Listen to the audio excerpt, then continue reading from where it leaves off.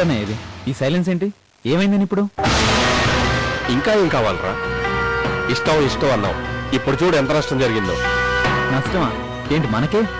ఊరుకానయ్య, నీ క్యారెక్టర్కి comedy set అవ్వదు. రేయ్, అసలు నష్టం అంటే నీ దృష్టిలో ఏంట్రా? అందరం కలిసి రోడ్ ఎక్కాలా, లేక నమ్మించి మోసం చేసి లేచిపోయిన అమ్మాయిని వెతుక్కుంటూ వెళ్ళాలా? పొరపాటు పడుతున్నావు అన్నయ్య. అర్చన లేచిపోలేదు, వెళ్ళిపోయింది. ఏంట్రా రెండింటికి తేడా? చాలా తేడా ఉందన్నయ్య. తప్పని తెలిసి వెళ్తే లేచిపోవడం, తప్పనిసరి వెళ్తే వెళ్ళిపోవడం. ఎంత బాగా సెలవిచ్చావురా. నాకు తెలిసి ప్రపంచంలో ఎవ్వడు ఇలాంటి లాజిక్ చెప్పడం. అబద్ధం డైజెస్ట్ అయినంత తొందరగా తర్కం డైజెస్ట్ అవదన్నయ్య. చాలన్నయ్య, ఇక చాలు. నేను మిమ్మల్ని తప్పు పట్టట్లేదు, మీ ఆలోచన విధానాన్ని తప్పు పడుతున్నాను. దేవుని దర్శించుకోవడానికి దేవాలయానికి వెళ్ళాలన్నా అమ్మ అనుమతి తీసుకుని వెళ్ళే అమ్మాయి, చెల్లెల్ని చూడ్డానికి వచ్చిన ఒక అబ్బాయి తన్ని చేసుకోబోతున్నాడని తెలిసిన చెల్లెలు అన్యాయం అయిపోతుందనే ఆలోచన వచ్చినా తండ్రి మాటకు కట్టుబడి తల్లి మాటకు విలువనిచ్చి తల ఉంచి పెళ్లి చూపులకు సిద్ధపడ్డాక ఆ ఇంటి పరువుని, ప్రతిష్టని, గౌరవాన్ని, వంశ చరిత్రని అన్నింటినీ మర్చిపోయి కాలు బయట పెట్టింది అంటే ఒక్కసారి ఆమె మానసిక పరిస్థితి ఏంటో ఆలోచించారండి. అప్పటిదాకా వెయిట్ చేస్తాను. ఆ అమ్మాయి వచ్చేదాకానా? అవసరమైతే నేను చచ్చేదాకా. అర్చన, ఏంటి మురళి ఇదంతా? ఎందుకు ఇలా జరిగింది? నువ్వు ఏడిస్తే నేను చూడలేను.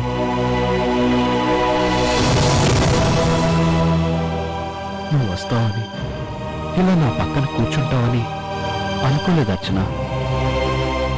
నన్ను చూడకుండానే కనుమూస్తానేమోనని.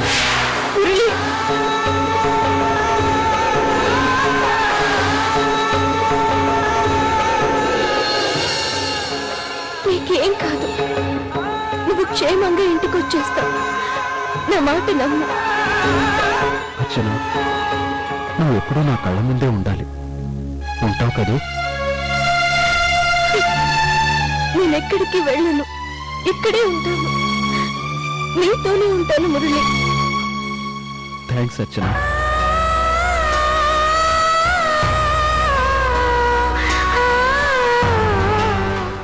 ఏంటండి ఇది? ఏం పాపం చేసేవని దేవుడు ఇంత శిక్ష వేశాడు? దానికి ఏం తక్కువ చేసావండి?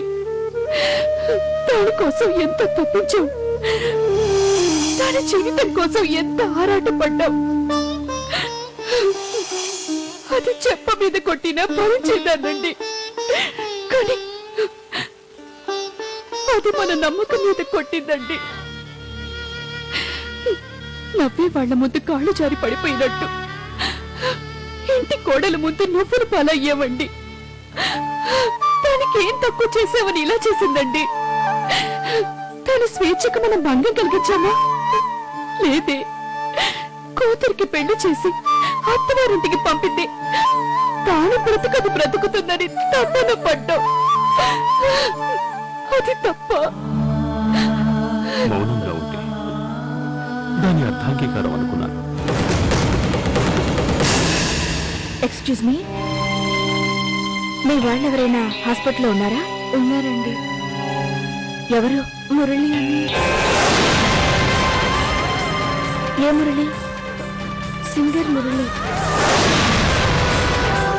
అమ్మా అర్చన, బాబాయ్ ఎప్పుడు వచ్చావమ్మా? చాలా సేపు అయింది బాబాయ్. మురళి. మురళికేం కాదమ్మా, ఊరుకో. ఇదిగో ఈవిడే సితారా గారు. మన మురళి తన దగ్గరే పాటలు పాడుతూ ఉంటాడు.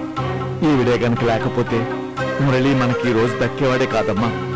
మురళిని మళ్ళీ మనం చూడగలుగుతున్నాం అంటే దానికి కారణం సితారా గారే. మీ మేలే జన్మలో మర్చిపోలేనండి. ఏంటిది? ఊరుకో. మురళికేం కాదు, నేనున్నానుగా. మురళి తొందరలోనే కోలుకుంటాడు, ఆరోగ్యంగా ఇంటికి తిరిగొస్తాడు. నువ్వేం బాధపడుకో.